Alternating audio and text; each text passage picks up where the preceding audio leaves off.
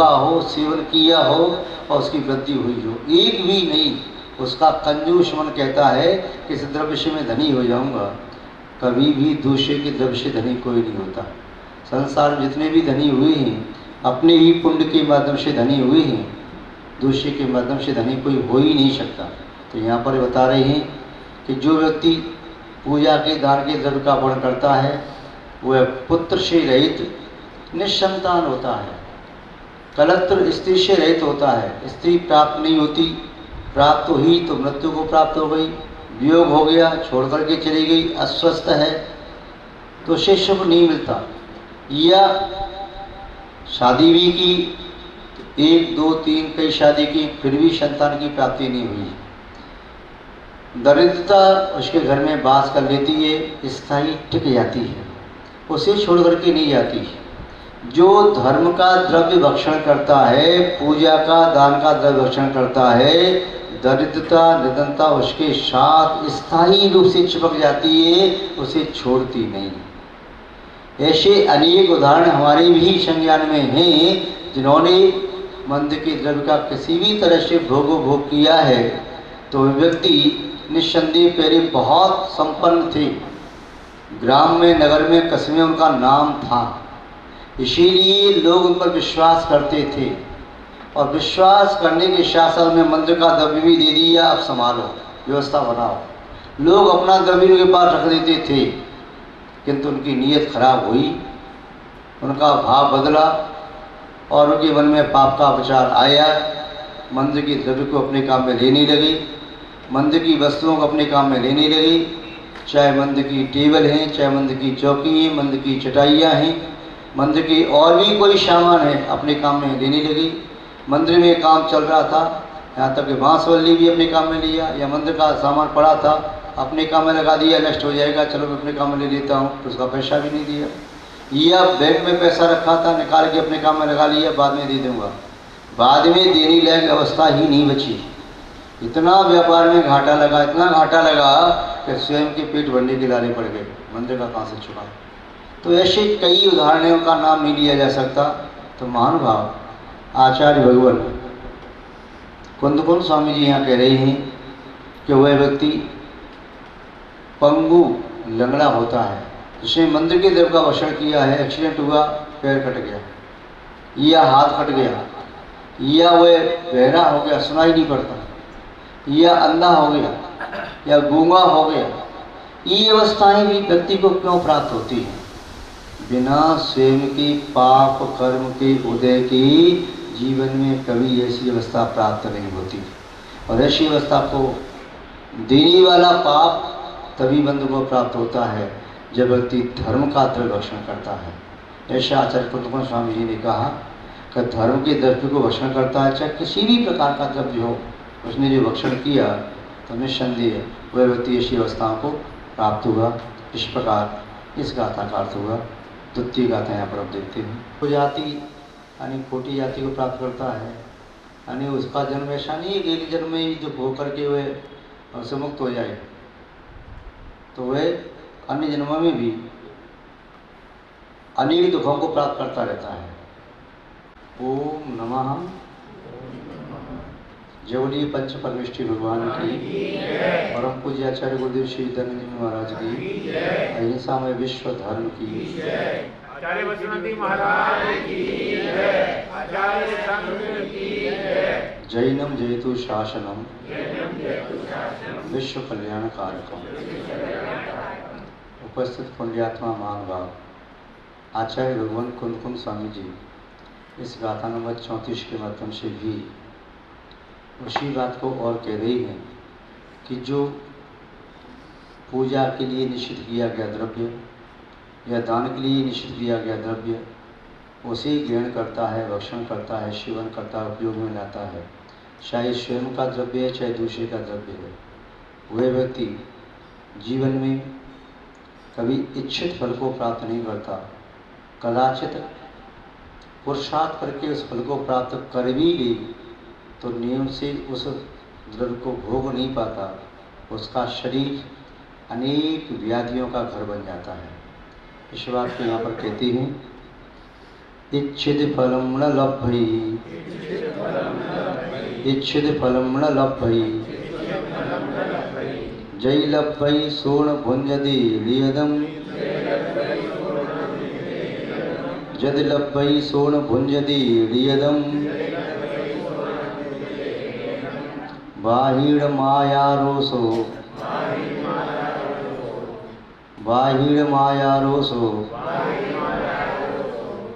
मायारो भी पढ़ सकते हैं, आयारो आगार और मायरो आकर, हम दोनों पढ़ सकते हैं।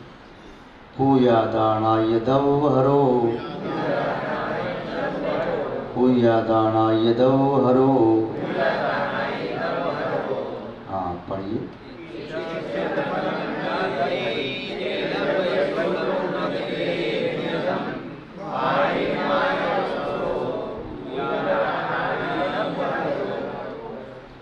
बहुत सुंदर।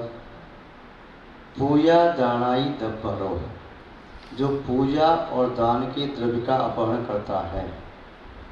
पूजन के लिए सामग्री मंगाई, पूजन के लिए धन दिया, पूजन विधान के लिए धन का संग्रह किया, उसका अपने लिए उपयोग करता है। कई व्यक्ति तो यदि सामग्री पूजन आदि के लिए विधान के लिए बहुत सारी मंगा ली, वह सामग्री बची और उसे कहिए सामग्री को तुम ले लो, पैसे दे दो भैया, नहीं बाजार है मेरे पास तो मैं वहाँ से खरीद लूँगा, मंदिर के बचे द्रव्य को मैं नहीं खरीदूँगा। या किसी ने मंदिर में भोजन सामग्री मंगाई, चलो कोई कार्यक्रम हुआ, अनुष्ठान किया, भोजन की सामग्री आई बची, तो कहते हैं भाई मंदिर में काम तो आएगी नहीं भोजन सामग्री, इसे तुम ले लो, चाहे भले कम पैसे दे दो। बोले भैया जब मुझे चाहिएगा ना तो बहुत बड़ा बाजार है वहाँ से खरीद लूँगा, मंदिर से मैं कम ज़्यादा पैसे में नहीं खरीदूँगा। या तो जिसने दिया है उसे वापस कर दो, तो अपने वापस ले ले। या कोई और को तो भैया मैं नहीं खरीदता। फला आदमी कहेगा मैं मंदिर का क्यों खरीदूँ, मेरे मन में क्या लोग लालच है, कुछ है ही नहीं मेरे मन में, जब मुझे चाहिए तो बाजार से ले लूँगा ना। तो वह उस सामग्री को भी खरीद के भी नहीं लेता। जो व्यक्ति यदि उस सामग्री को, मंदिर की सामग्री को किसी लोभ में आकर के ले लेता है, चलो काम में आ जाएगी कोई बात नहीं, मंदिर में रखी रखी खराब होती है, कोई नहीं ले रहा है, चलो मैं ये अपने काम में ले लेता हूँ, तो उसे उस सामग्री का मूल्य मंदिर में तुरंत देना चाहिए। यदि कोई ऐसी बात मन में है कि खराब नहीं हो जाए, ग्रहण भी किए, तो सामग्री का जो भी उचित मूल्य है वो मंदिर के लिए दे देना चाहिए। और यदि नहीं देता है तो मंदिर को क्या आवश्यकता है, वस्तु मंदिर में रखी रखी खराब हो जाती, मेरे काम में आ गई, मंदिर का मूल्य क्यों देना, तो ये उचित नहीं है। पूजा और दान के द्रव्य का हरण करने वाला व्यक्ति किस प्रकार इन फलों को प्राप्त करता है कि इच्छित फल को प्राप्त नहीं करता, वो संबंध में बताते हैं। एक व्यक्ति अच्छी पढ़ाई करके वह पुरुष में कोई अफसर बन जाता है, युवा था, वह अपनी ड्यूटी निभाता है निष्ठा के साथ, किंतु जब उसे ये लगा कि पुरुष में रह करके मैं धन कमा सकता हूँ, तो उसके मन में धन कमाने की हवस आई, रिश्वत लेना प्रारंभ किया और दोषी व्यक्तियों को भी छोड़ने लगा। अभी भी उसकी धन की भूख शांत नहीं हुई। कोई डाकुओं का समूह था, वह पुलिस वाला उससे भी मिल गया कि तुम डाका डालो, मेरा इतना शेयर है और मैं तुम्हें यहाँ तक थाने और जेल तक नहीं आने दूंगा, तुम्हें छुड़वा दूंगा। तो डाका डालते रहे। एक दिन ये भी उन साथियों के साथ पहुँच गया, देखता है कोई शेर चला आ रहा है, डाकू इसे लूटें उसके पहले ही इस पुलिस वाले ने उसे लूट लिया। वह दूसरे नगर में अपने ससुराल आदि में कहीं कोई प्रतिष्ठा हो रही थी, पंचकर्म प्रतिष्ठा भगवान की, उसमें कोई पात्र बना था, पूजा करने के लिए जा रहा था, उसके पास धन भी था, वह धन इसने लूट लिया। लूट करके उसे मारा तो नहीं, किंतु जान से नहीं मारा, वैसे बहुत पिटाई की। पड़ा है बेचारा, भूखा प्यासा, हाथ पांव इतनी जख्मी हो गई कि वो उठ करके चलने में असमर्थ। पड़ी पड़ी उसने प्राण दे दिए, मृत्यु को प्राप्त हो गया। मृत्यु को प्राप्त होकर के वह उसी पुरुष वाली के यहाँ पुत्र हो गया, उसकी पत्नी के घर में आ गया, पुत्र हो गया, बड़ा हुआ। इस पुरुष वाली ने जितना धन कमा के लाता था अपने परिवार के लिए, बड़ा ऐशो आराम करता था। पुत्र बड़ा हो गया, बड़े होने के उपरांत अचानक उसका स्वास्थ्य खराब हो गया। 20-22 साल का हुआ, स्वास्थ्य खराब हो गया। उसके पिता ने पुलिस वाला था, जितना उसके पास धन संग्रह किया था उसके उपचार में लगाता गया, महीनों तक उपचार चला, अच्छे अच्छे डॉक्टरों को दिखाया, किंतु ठीक नहीं होता। कभी लगता है ठीक हो रहा है, फिर कभी लगता है जो की त्यों है। हुआ ये, एक दिन सूर्य अस्ताचल की ओर जा रहा था, लगभग 4 या 5 बजे होंगे। पिता अपने पुत्र के पास बैठा है, पुत्र अस्पताल में बेड पर है, पुत्र की माँ भी बैठी है, दोनों के नेत्रों में अश्रु हैं। बेटा, क्या तुम्हें मंजूर है, तुम्हें मैं छोड़ कर के जाना है? तुम क्यों जल्दी ठीक नहीं हो रही? रोने लगी। तुम ही हमारी संपत्ति हो, तुम ही हमारे लिए सब कुछ हो। जब वह रोने लगी तो बालक को कुछ ख्याल सा आया। उसने आंख बंद की और आंख बंद करके फिर थोड़ा खोला तो उसकी आंखों में क्रोध था, क्रूरता थी अपने पिता को देख करके, और चेहरा उसका बदला बदला सा दिखा। उसने क्या तुम मुझे नहीं जानता? मैं कौन हूँ?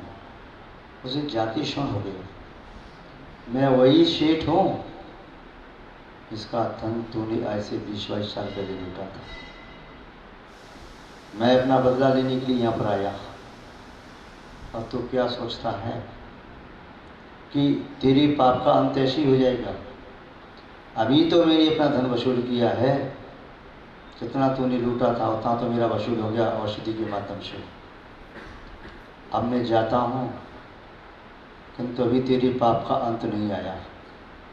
ये ध्यान रखना, जीवन में पाप करके सुख किसी ने नहीं पाया। मैं पूजा करने के लिए जा रहा था, मेरे द्रव्य का तूने अपहरण किया है, जिंदगी में तो सुख नहीं पाएगा। यह कहते कहते वह मृत्यु को प्राप्त हो गया। पत्नी भी ये सब सुन रही थी, उसे भी अपने पुत्र की मृत्यु का ऐसा सदमा लगा। उसी स्थान पर पत्नी भी अटैक पड़ा, मृत्यु को प्राप्त हो गई।